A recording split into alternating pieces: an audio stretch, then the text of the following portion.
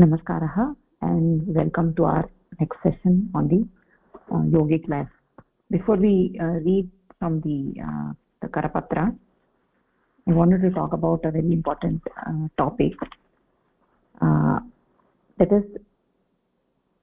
it's very common for human beings to do some papa, right? We have done some papa. That is why we have taken birth over here, and it is common for us to do papa. And it is also possible that you do that papa one time and you might do it even the second time. So how do you save yourself this kind of doing this papa again and again and again? That is actually called as abhinivesh. And what is the upaya to uh, you know save ourselves from this abhinivesh, the doing this papa the second time, right? So for that, what is the medicine is that you have to divert your mind in the proper direction, right? You have to uh, take your mind in a different direction.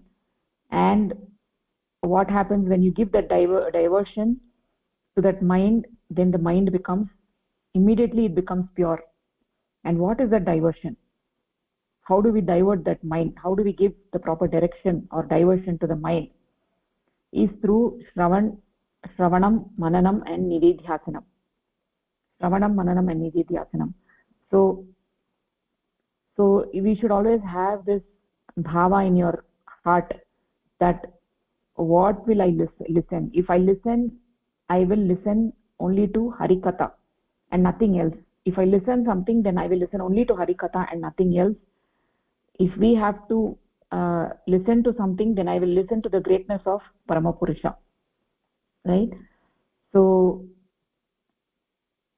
like there are different objects in this world, right? People listen to all different kinds of things, right? On YouTube you have lots of junk available and people listen to all of that, they watch all of that. But the thing is, the thing that the object of those things that we watch, it is all limited objects, and the greatness of that object has an end. It is not like it is having ananta mahima, right? So their mahima will come to an end after a particular point in time, right?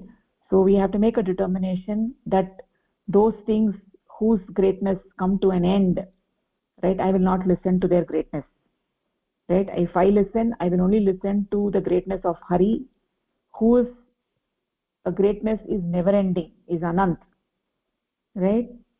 So if you don't give the mind this kind of diversion, right, if you don't divert your mind in this way, then there is every chance that you commit the sin again and again, right? So therefore this shravanam is very, very important.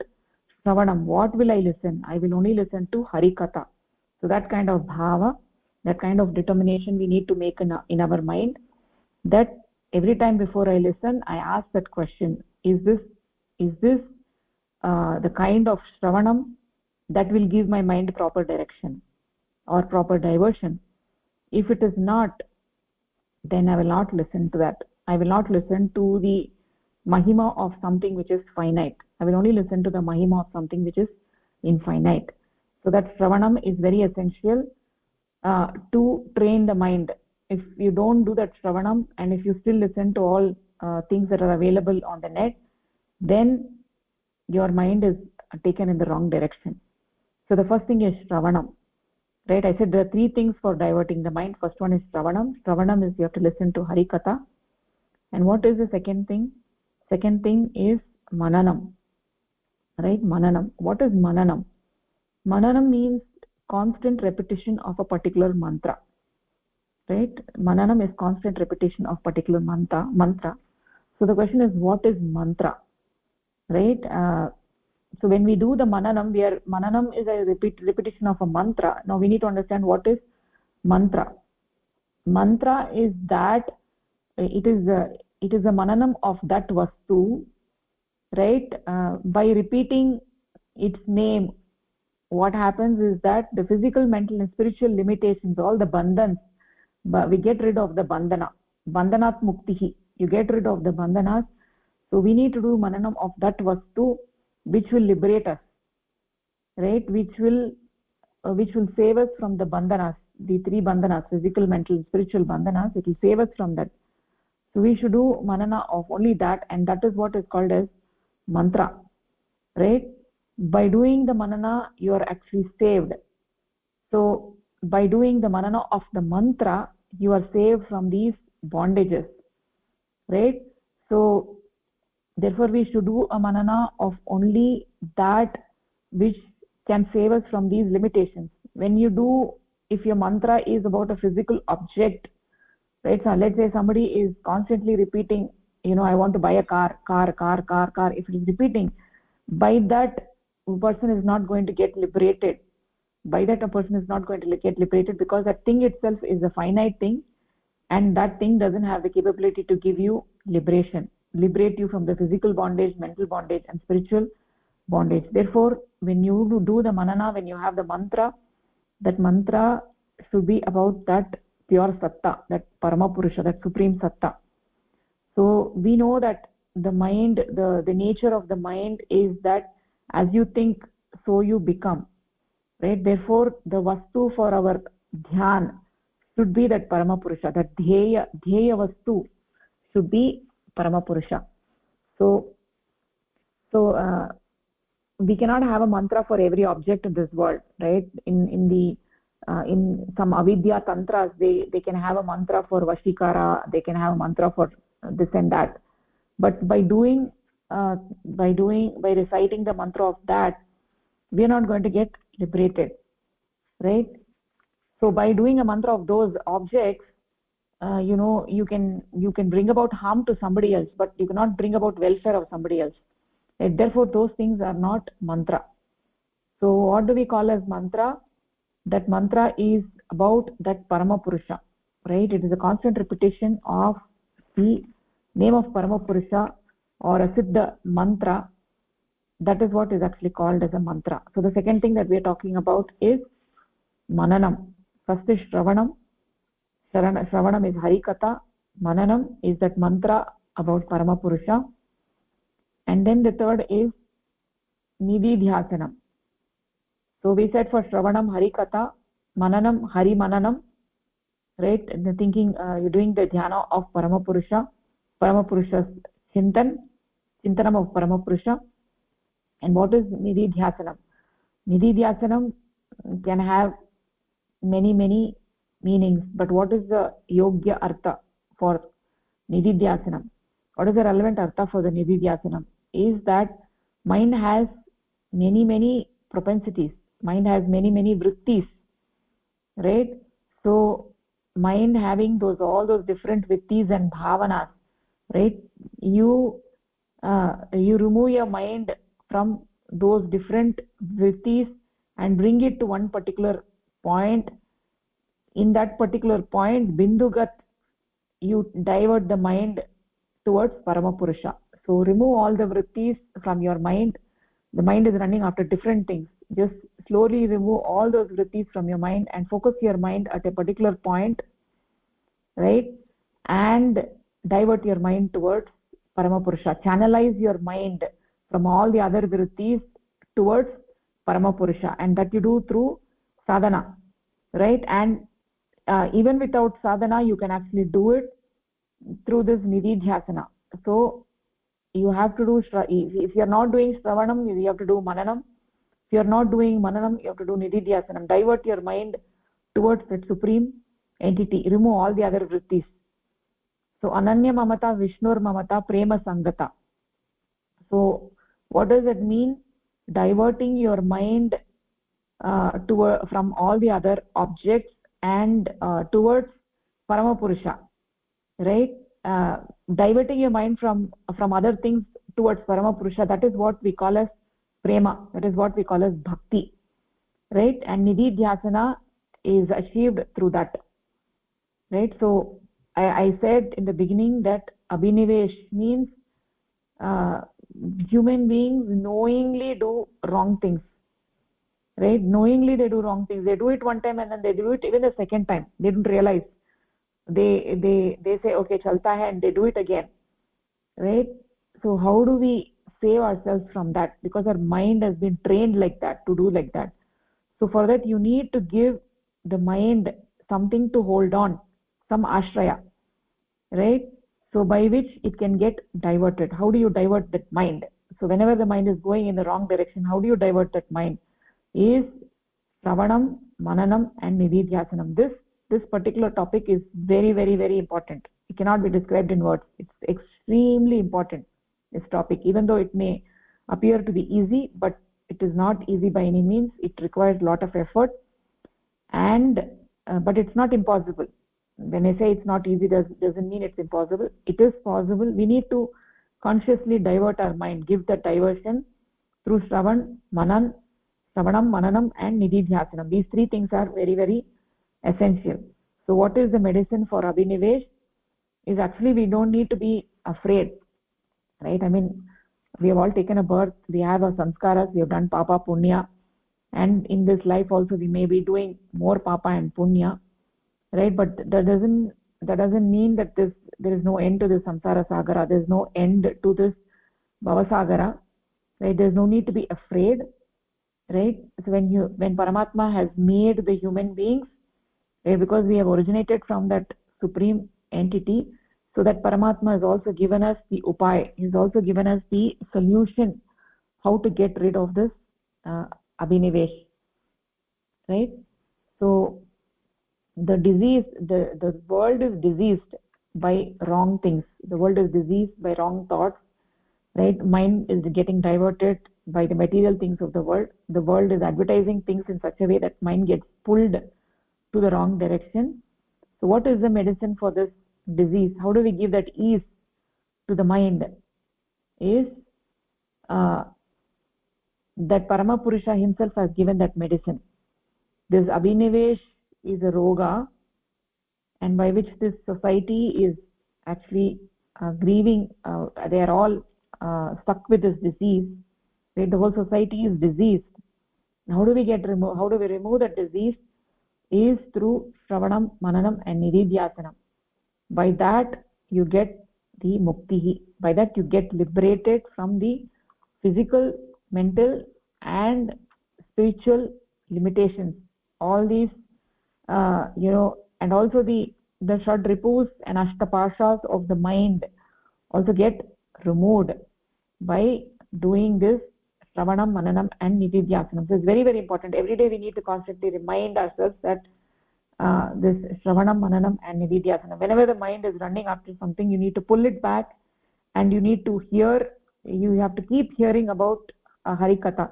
So when you have time, like when you're actually going to work, you're driving towards work, then you can always hear about Paramapurusha, right? You can hear about Paramapurusha while you're driving, or when you're actually cooking, you can hear about Paramapurusha.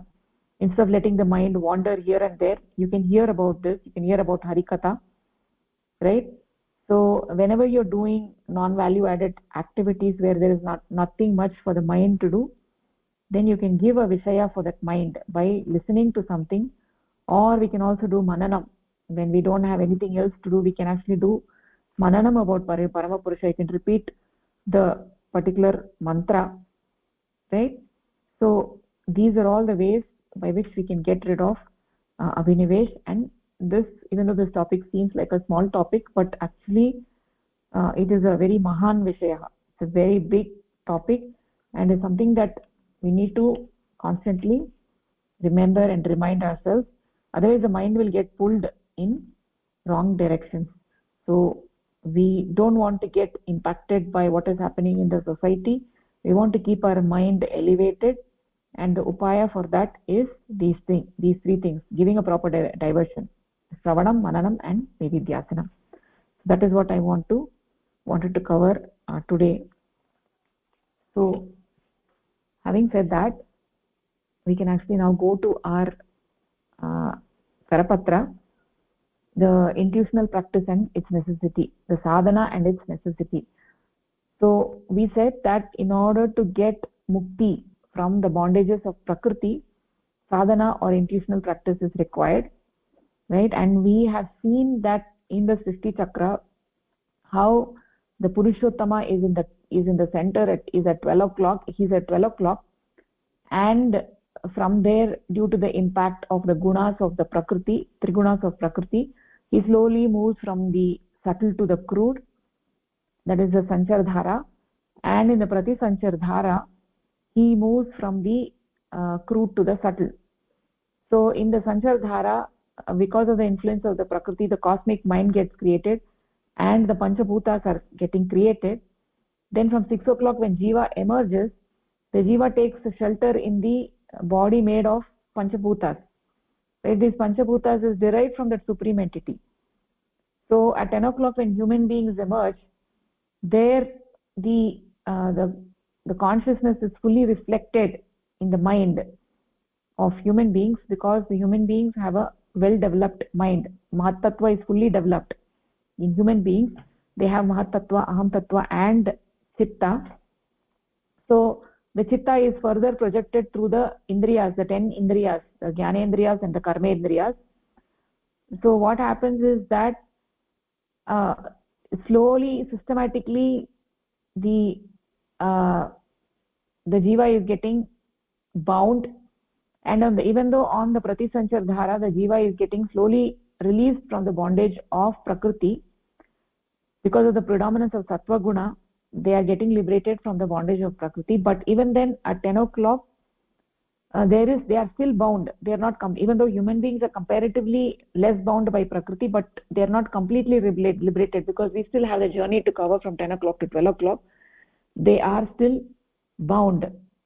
So the question is, how do we get liberated from this bondage, right? Just like how Prakriti gained a hold on the unit consciousness gradually, and the liberation also will have to happen gradually. We have to slowly retract the unit consciousness from the bondages of Prakriti. Slowly we have to retract from the Chitta to Aham Tattva, and then from Aham Tattva to Mahat Tattva, and then finally from Mahat Tattva it has to be withdrawn into unit consciousness, and then from the unit consciousness into the Paramatma. So that is how you slowly you retract from the hold of Prakriti. And for this, what is needed is, for this sadhana is needed. Sadhana is needed, meditation is needed to withdraw from the influence of Prakriti.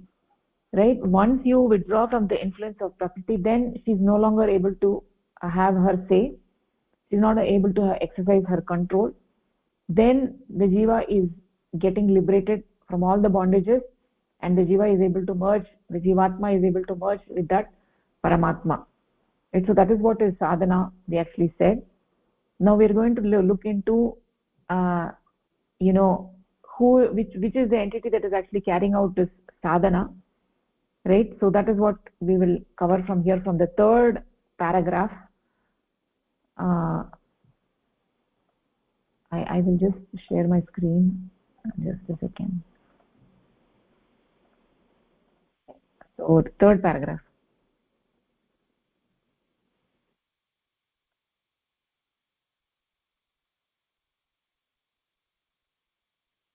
It was it was said earlier that it is consciousness, Purusha, in human beings which has to carry out sadhana, intuitional practice. Hence, the preliminary sadhana, intuitional practice, has to be carried out by the consciousness metamorphosed as Chitta, by which this projection of consciousness retracts into Aham Tattva. This leaves only Aham Tattva and Mahat Tattva. So the next entity to carry out sadhana is the consciousness metamorphosed as Aham Tattva. It is to free itself from the qualifying influence of the principle of Prakriti, creating it by its dissolution into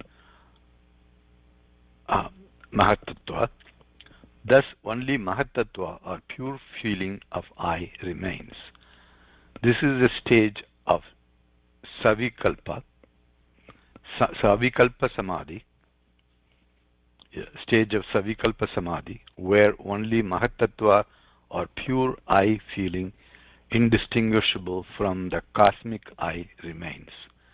After this, Mahat Tattva carries out sadhana and dissolves itself into the in the unit consciousness completely, freeing consciousness of the qualities imposed by the influence of Prakriti. It achieves emancipation from the bondage of Prakriti, and that is called Nirvikalpa Samadhi. Thus, the sadhana or intuitional practice that human beings have to carry out begins with Chitta, to be followed by Aham Tattva, and finally by Mahatattva, which emancipates the consciousness completely from the qualifying influence of Prakriti. So in this paragraph, it lays out the path for for us to basically, or for uh, the human beings to basically reach that state of emancipation, and completely get away or get over the qualifying influence of Prakriti. And the way it's done is it starts from Chitta, which by conscious, by the it carries out the practice, intuitional practice, or the preliminary sadhana, and Chitta then retracts into Aham Tattva, and Aham Tattva similarly carries out the sadhana and frees itself, and then what's left would be Mahatattva, and Mahatattva again carries out the sadhana, and then it dissolves into the unit consciousness, or the pure I feeling is indistinguishable from the cosmic I feeling. The unit consciousness and the universal consciousness, or the cosmic consciousness, are become one, or then in that path, it's introduces the term here of nirvik savikalpa samadhi and nirvikalpa samadhi. And the savikalpa samadhi is where the mahatattva, the I feeling, is indistinguishable from the cosmic I, and the nirvikalpa samadhi is where that the feeling of consciousness, the unit consciousness,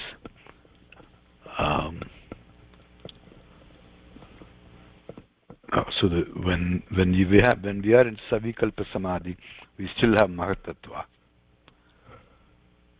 and then when mahatattva also disappears or dissolves into the cosmic I, then that stage is called nirvikalpa samadhi.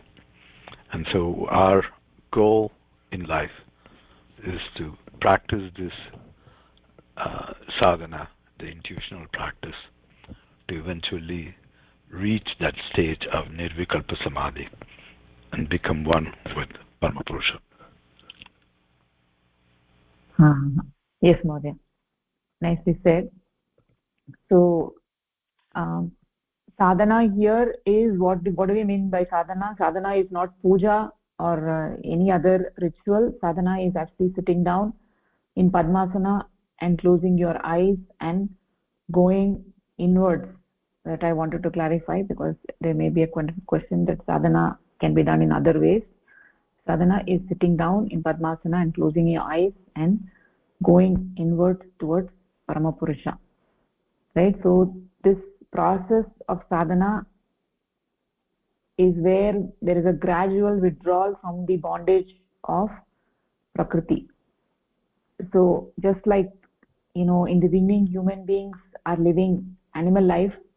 They're just like animals, right? They're actually, animals have an option, right? Whether animals don't have an option, they have to follow their the orders given by Prakriti. They have to follow their Sahajat Vritti. Whereas human beings have an option. Even though we have an option, we choose to live like animals. Like human beings have a nature to do something greater.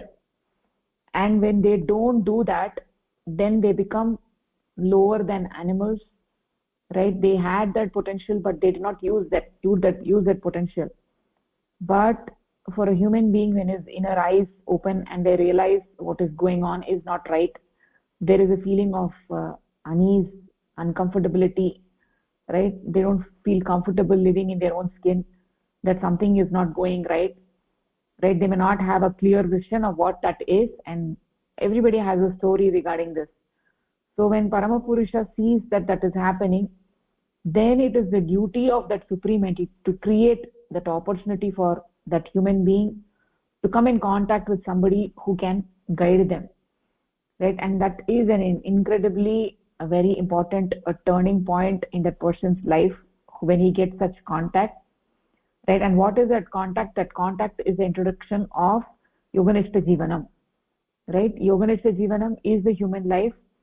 There is only two lives here. One is the animal life and the other is the human life. The human life is the Yoganishta Jivanam. So, there are, all the religions have different various other practices, but here those practices have zero role. They have no role. So it is not the prayer, it is not the puja. So whatever we call it, none of those steps are required here in yogic life, right? And many a times all those rituals may have been colored by dogma, right? But when we look at human life, there are three different types of liberation, right? That which is involved in the liberation from the physical bondage, that which is involved in liberation from the mental bondage, and that which is involved in the liberation from the psycho-spiritual bondage. So those which are the mental bondages and the psycho-spiritual bondages, both of those we call as bhava jadata or dogma, right? Imprisoned by the bondages of dogma. Those may be, directly capitalistic material bondages of thinking that they're going to become happy by pursuing material things, or the bondage of religion in which they have been misguided and the entire description of the universe is upside down, and they have been from youth instructed to do things which are not helping them but which are imprisoning them. So we talked about the different stages of bhakti, right? We talked about the tamasiki bhakti, rajasiki bhakti and satviki bhakti, three types of bhakti, and also two types of kevala bhakti, two phases, raganuga bhakti, ragatmika bhakti. The first three, the tamasiki bhakti, rajasiki bhakti and satviki bhakti, they're really not bhakti at all, right? So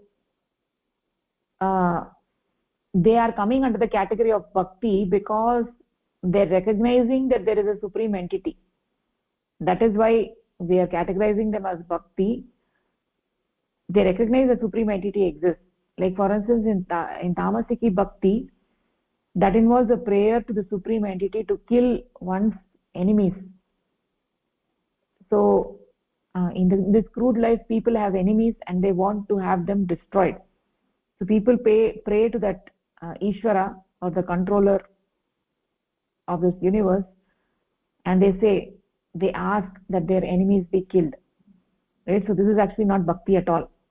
And then the second one is the rajasiki bhakti, in which people are praying to that entity to give them different material things. Give me wealth, give me name, give me fame, all of it, right? You name it, and that is what most people are praying for.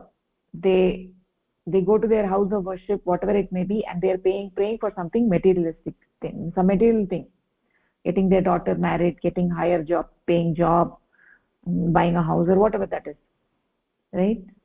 So essentially this kind of prayer amounts nothing but accusation to the entity that he is being partial, right? Or he is not being impartial. He is Paramapurusha is an all-knowing entity, and he is looking for the welfare of everybody. So the prayer to give something is nothing but an accusation that he didn't do his job, right? He didn't do what he was supposed to do, and that is why you have to come to him and ask him for it. So that is Rajasiki Bhakti. So whether it is prayer or puja or all these different things, people are asking for different things, right? It is a process of making, it is not a process of, this kind of prayer is not a process for making one's mind take the shape of the infinite, right? So that is the critical difference, right? So essentially we have to move from the animal life, relinquish all the dogmas that we have from childhood, and start doing sadhana, start doing, following the yoganishta jivanam and taking the shape of that infinite. So when somebody begins to do sadhana, they enter this yataman stage, right? So when somebody is starting to do sadhana, they're entering this yatamana stage where they're doing prayatna. They're when they first sit in padmasana and they engage in the struggle, right? They realize how their mind is so restless. So far we have not realized that our mind is restless. The first time when you sit down in sadhana, that is when you realize, oh, my mind is so restless, it's not able to focus on one thing, right? We say we are doing multitasking, we're saying we're doing this and that and this and that. When you sit in sadhana and trying to focus on that supreme entity, mind is not able to do that. So we have to engage in a struggle, right? So we have to learn how to sit in padmasana. How is it to control the mind? How is it to make the mind focus on the supreme entity? There are only two things. Either the mind is focused on the things of this world, or the mind is focused on that infinite. So there is nothing in between. So the mind, when it comes to learn to focus on the things of the focus on that infinite entity, to stop seeing the things of this world as the goals of life, right? The mind, as it thinks, so it becomes.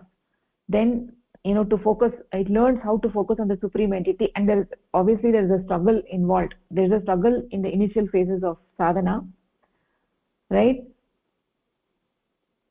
So Manav Dharma is switching from materialism and liberating the mind from the dogmas that it is entrapped with, and engaging with that infinite entity. That infinite entity does not have a shape, and it cannot be represented by any any object of the world, right? Because all of those objects of the world are bound by gunas.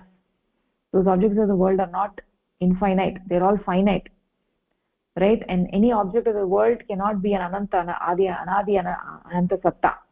It cannot be a sarvajna.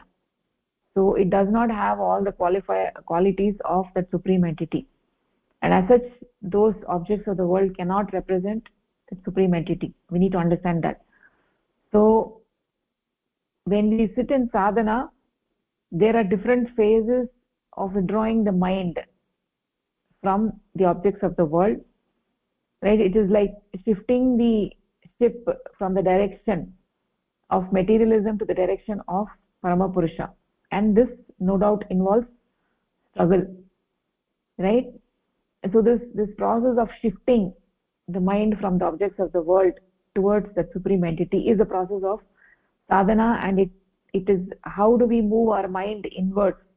How do we gradually retract our mind from the chitta to the aham tattva, to mahat tattva, and then to the atma? So these are all happening systematically, just like how Prakriti slowly binds the Purusha and you have mahat tattva, aham tattva and chitta. The same way you have to gradually liberate the chitta and then go towards aham tattva and then go towards mahat tattva. So the process is very similar. The way it got bound, in the same process you have to go reverse. To get it liberated, you have to go inwards. So that is what this paragraph is talking about. And there are two types of samadhi, the savikalpa samadhi and the nirvikalpa samadhi. In the savikalpa samadhi, at the end of the day, what happens is, slowly when you retract your mind from chitta to aham tattva to mahat tattva, then the mahat tattva merges with the saguna brahma's mind, cosmic mind. Then we call it as the savikalpa samadhi. When the mind is completely dissolved in meditation, the Mahatattva is also not there, is dissolved into the Paramapurusha, is dissolved into Paramapurusha, then the Jivatma merges with Paramatma, and that is what we call as Nirvikalpa Samadhi. This Samadhi is temporary. It is as long as you're sitting in sadhana, you have the Samadhi, and when you're out of the Samadhi, then you are back into this world, right? So uh, that is what this, when you're doing the sadhana, you come in touch, you experience that infinite entity, you get the anubhuti of that supreme entity. Okay, so we can actually go to the next paragraph. uh, okay, Maureen. It is not easy to liberate mind from the qualifying influence of Prakriti. Human beings have a unit consciousness, and hence is it unit Prakriti only which influences it? It's not so. The consciousness in Nirguna Brahma, the non-qualified supreme entity, is not influenced by Prakriti because there she is the weaker counterpart. Since infinite Prakriti is not able to influence the infinite consciousness, unit Prakriti will not be in a position to influence unit consciousness either. It would be incorrect to presume that in the qualified state of Brahman, it is unit Prakriti which qualifies the unit consciousness. If this is not so, which Prakriti does qualify the consciousness? As without Prakriti qualifying it, there will be no Saguna Brahma, qualified supreme entity. It may be assumed from this that two units of Prakriti qualify one unit consciousness, as a single unit Prakriti is weaker counterpart of unit consciousness. This would also lead to the assumption that infinite cosmic consciousness is being qualified by two infinite Prakritis. This is not logical and cannot happen. Prakriti is a unique force and it can never be divided into units or parts. Hence, only infinite Prakriti can influence every unit consciousness. If infinite Prakriti qualifies every unit consciousness by her infinite qualifying influence, then unit consciousness has to fight against infinite Prakriti for emancipation. It has to fight against and defeat infinite Prakriti for emancipation, and hence sadhana is not an easy task. So in this paragraph, it goes into describing and the depth of how easy or difficult is the sadhana for the unit consciousness to gain that liberation and gain that emancipation. And so it's when it starts comparing as a Nirguna Brahma, Prakriti is not able to influence the Nirguna Brahma because it's the weaker component as compared to the Nirguna Brahma. But that similar, just like that, where the infinite Prakriti or the cosmic Prakriti is not able to influence the cosmic Nirguna Brahman, the unit Prakriti will not be able to influence the unit consciousness because it will be a weaker component as compared to unit consciousness, if you were to draw a similar line. So then it's trying to solve that puzzle or that equation in saying the way then the unit consciousness get influenced by Prakriti is by the infinite Prakriti influencing the unit consciousness to then influence or take that path away from the Nirguna Brahma. And the unit consciousness cannot fight against the infinite Prakriti easily because of that infinite Prakriti has presumably more power than the unit consciousness. So it's going to be, it so demonstrates that it's going to be very difficult for the unit consciousness to fight against the infinite Prakriti. And that's why the sadhana that's required to attain that emancipation or nirvikalpa samadhi is going to be very difficult, because the unit consciousness is going to use that sadhana to defeat the infinite Prakriti.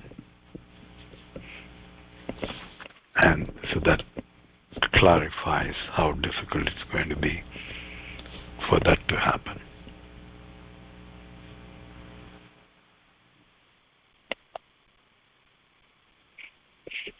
Does that summarize the paragraph? So yeah, Modaya.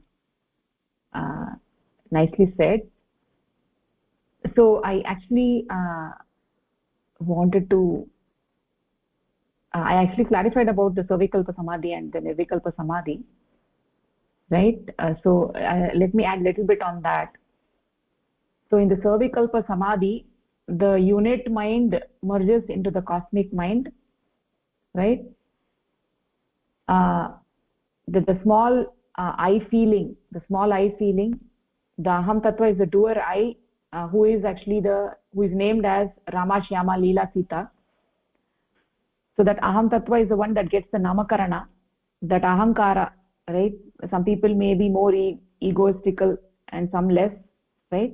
But the small I that makes us feel separate from that Paramapurusha, and that is at the Aham Tattva level, right? And the I feeling, right? When the doer I is gone, and all that remains is that I feeling, right? And the I feeling is just like if you take a drop of water and drop it, the water which is in the mug, which is floating in the ocean, and the mug is the Aham Tattva, which is named as Rama, Shyama, Leela and Sita.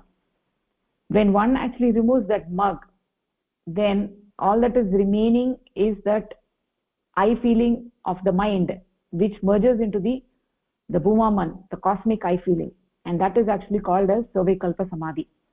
So in Savikalpa Samadhi, the mind is still there, mind is existing, right? That's why we say the Mahatattva is there, but it does not have the bondage of doership, right? So it merges into the cosmic I, and that is called as the Savikalpa Samadhi. And if it goes beyond that to the next phase of the Purusha, where the Jivatma becomes merged into the Paramatma, then that is actually called as the Nirvikalpa Samadhi. So the entire cup, even up to the Mahatattva, the mind completely gets dissolved, and the Jivatma is no longer coupled with the unit mind. It gets to the stage of Manasatit. So it goes beyond the mind, and the Jivatma merges with the Nirguna Brahma, and that is called as Nirvikalpa Samadhi. As I was saying, both of these are temporary states, right? In the Savikalpa Samadhi, mind is there, and in the Nirvikalpa Samadhi, mind is not there. It is beyond mind. These are temporary states. Somebody has not died, so they are not unconscious in either state. In either of those states, the mind, it is like temporarily they are unconscious, but their mind comes back after they come from the Samadhi. The mind comes down again, and when the mind comes down from the Samadhi, then the mind starts experiencing bliss of having been in Samadhi. Because when it is in Samadhi, it is beyond experiencing bliss, right? Because the experiencer is not there anymore. The Aham Tattva is the one which is experiencing everything in life, And when you go beyond the aham tattva, there is no bliss, right? There is complete absence. And after samadhi, when you come back, when the mind comes back, then the waves of bliss come to the aham tattva, right? So mind is completely transformed by that experience. And so that is how we have the nirvikalpa and savikalpa samadhi.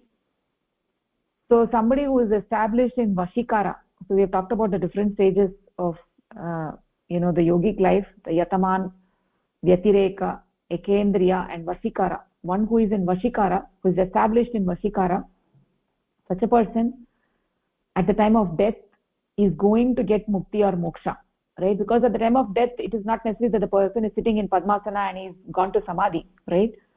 But he's so established in the yogic life that at the time of death, automatically he gets mukti or moksha. All of his sanskaras are burnt, and this mukti or moksha is permanent, right? It's not temporary. Like the samadhi was a temporary thing, but mukti or moksha is a permanent thing. The savikalpa and nirvikalpa samadhi are temporary states, but mukti or moksha are not temporary states, right? In the case, I mean, at the time of death, what happens is a person who is in vashikara will get this mukti or moksha.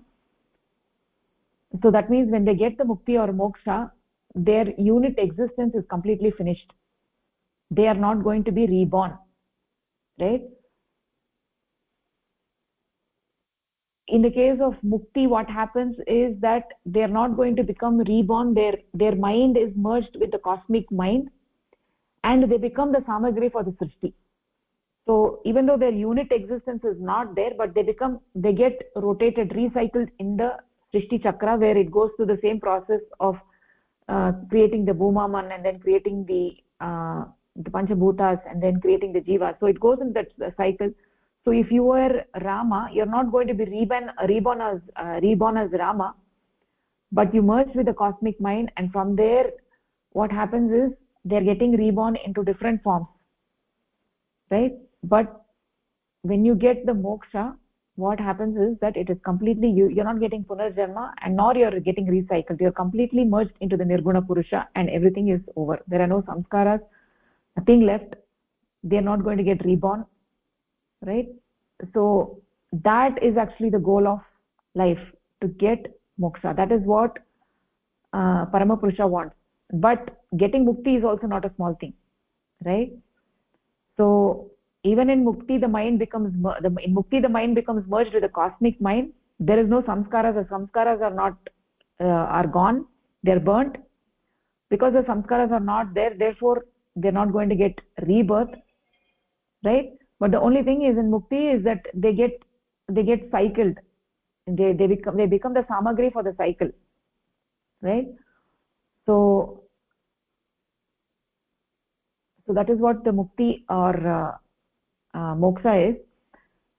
So essentially in this paragraph, right, so we have different philosophies in India where there is a concept of unit prakriti, right? So if we were to accept that there is a unit prakriti which is influencing the unit consciousness, then what is the outcome of that, right? So at the so in the state of nirguna purusha, we know that the prakriti is not able to influence the purusha, is not able to qualify purusha. So what happens is that the sattva guna, rajoguna and tamoguna, they are all forming infinite number of equilateral triangles in the nirguna purusha, in which the sattva guna gets converted to rajoguna, rajoguna gets converted to tamoguna, tamoguna gets converted to sattva guna. Endlessly it keeps going, and this we call as a prama. We call it as a prama avastha, right? Because all of them have the same strength, and so it creates a equilibrium which is called as swarupa parinama. This is called as swarupa parinama. In swarupa parinama, one guna gets converted into another guna gets converted into another guna, and they are in prama, right? This is called swarupa parinama. So there is no resultant force, because all these different gunas, they are equally strong, They cancel each other out, and one is migrating to the next one and becoming the next one and going to the next. So in this nirguna avastha, the prakriti is active in the nirguna avastha, but prakriti is not able to influence purusha because of the prama avastha, right? And in this avastha, purusha is more stronger than the prakriti. So in the nirguna avastha, there is Shiva and Shakti. Shiva Shakti Atmakam Brahma. There is Shiva and Shakti. Shakti is Prakriti, Shiva is Purusha. Both of them are there, both of them are active. But because Purusha is not giving the permission, Prakriti is not able to do anything.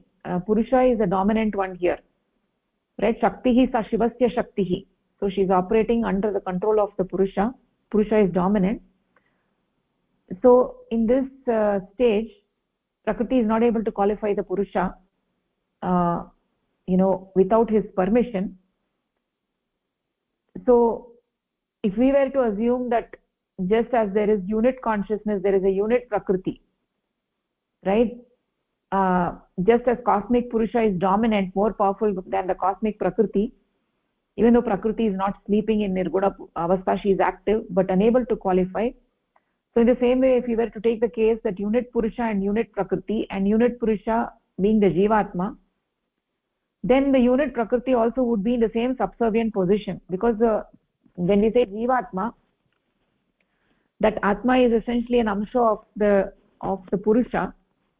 So if that Nirguna Purusha is dominant, the same way the unit Prakriti is also in a subservient position, and the unit consciousness is in a dominant position as in the Nirguna Avastha. In that case, that unit Prakriti would never be able to qualify unit consciousness. So how do we get this world if that was the case? So the next step that is being said here is that, let's say we accepted that there is 2 units of Prakriti for 1 unit of one unit of consciousness. Then that in this way the Prakriti overpowers Purusha and is able to qualify, because that is not that logic is also not working, because then in order for Prakriti to qualify consciousness at the cosmic level, there should have been 2 Prakritis, right? But that does not make any sense. We've been talking in the Srishti Chakra that there is only one Prakriti, which is a unique force, which is qualifying the Purusha. So it cannot be the case that in order to solve this problem, we are getting 2 units of unit Prakriti and to overcome 1 unit of unit consciousness. So this is not working. So we can understand from this that there is only one Prakriti, and that Prakriti is subservient to Purusha, right? It is only one Prakriti which is qualifying, and when cosmic Purusha gives permission, then only Prakriti is able to qualify Purusha. Otherwise, there is this ongoing state of Swarupa Parinama, where there is Prama, where one guna is getting converted to another guna, and Prakriti is not able to influence Purusha. But we know the Srishti is getting created, and we call this as Sadrisha Parinama. Sadrisha Parinama is when Prakriti has been given permission to do her work, and she gradually, slowly, she is qualifying the Purusha. And from one second to the next, nothing is visible in terms of any change. No change is visible, nothing changes. But then gradually an arc begins to bend, and we see the creation of Mahat Tattva of the cosmic mind. It's not happening instantaneously. So just as you cannot take steam to create ice directly, it has to go via water.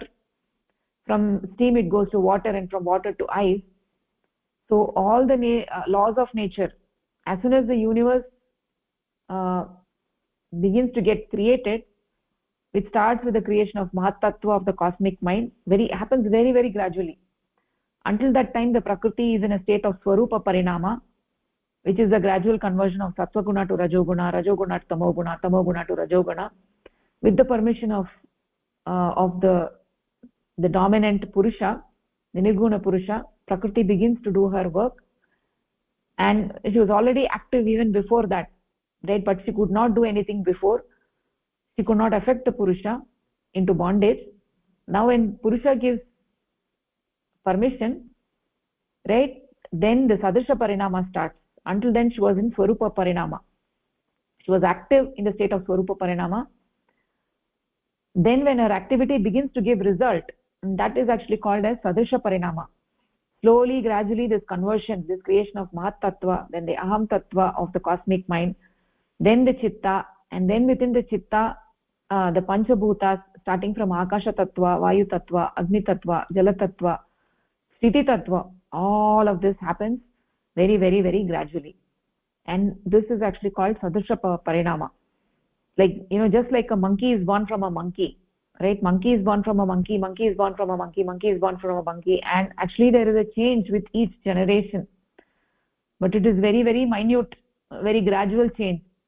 Ultimately that Sadrisha Parinama, just as it led to the cosmic mind creation, then all of that from 6 o'clock to 10 o'clock with the Darwinian evolution, the same thing. It started with stone, then you got one-celled creature, and then 2, and then 2 to 4, 4 to 8, and then slowly, gradually you get everything seems to progress. It divides into 2, but then each one looks the same as the prior one. The one-celled creature divides into 2, each one is one-celled creature, so everything seems the same, but it begins this entire Srishti Chakra happens in such a way that everything the progress looks like it's the same, but they are not exactly the same. There is a gradual change. Ultimately they develop from apes, and then finally you're getting human beings.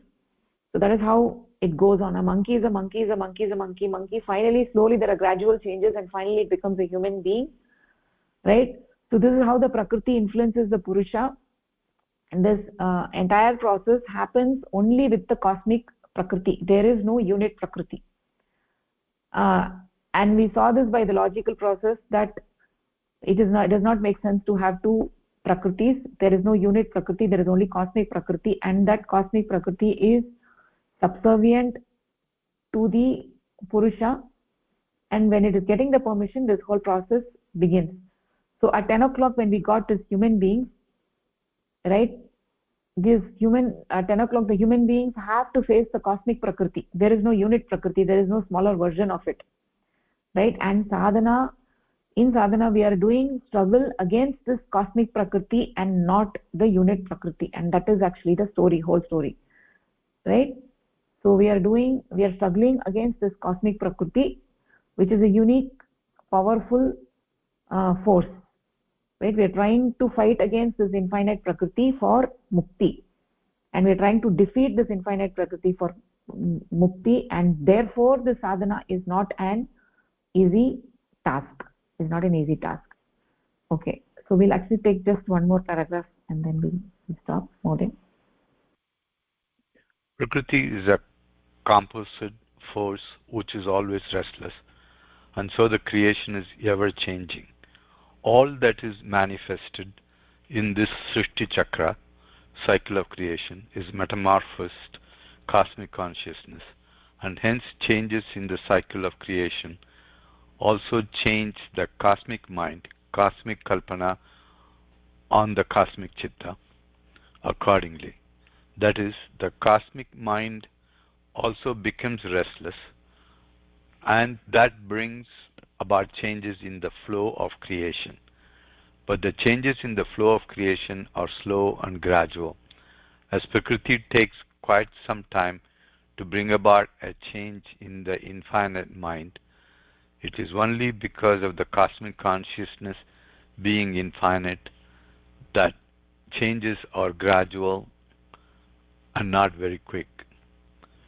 Even the ever-mutative Prakriti takes some time to bring about a rotation of the entire infinite cosmic mind, cosmic kalpana on the cosmic chitta. In order to bring about a change, while bringing the cosmic mind, cosmic chitta, under greater bondage, Prakriti also influences the unit mind, bringing more about unfathomable restlessness and movement in it. due to due to the complete influence of infinite Prakriti, the unit becomes extremely disturbed and mutatory. The fickleness and ever-changing nature of the mind needs no description, as everyone understands it well. This quality in the human mind is the sole gift of Prakriti, which imparts to all that she creates her quality of perpetual restlessness. So here it starts out saying Prakriti is always restless because of that's the nature of Prakriti, and so the creation is ever changing because Prakriti is always restless, and so in that creates in the cycle of creation manifested in this Srishti Chakra. So the cosmic consciousness, but that's in cosmic consciousness only if it allows the Prakriti to influence cosmic consciousness, right? So the changing, once that permission is granted, so the creation is ever changing because of the restlessness of Prakriti, and it is slow. And in the cycle of creation, there, as we create the cosmic mind from the cosmic Mahat Tattva, cosmic Aham Tattva, and the cosmic Chitta, and then that slow, restless change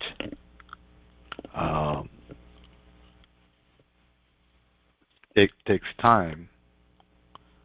But what are we saying here? Is that basically it takes time for the Prakriti to influence, or it just imparts its nature, because Prakriti creates and it imparts its nature on the unit consciousness, and so the mind is restless. The human mind is always restless because of that Prakriti being always restless.